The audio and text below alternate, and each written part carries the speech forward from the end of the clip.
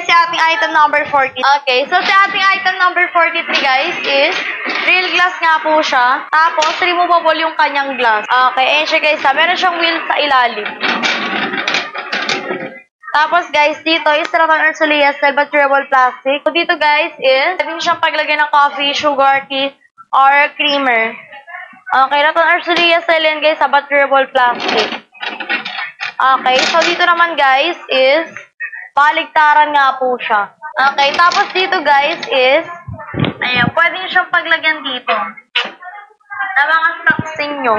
Okay, na mga coffee, ayan, at kung ano-ano.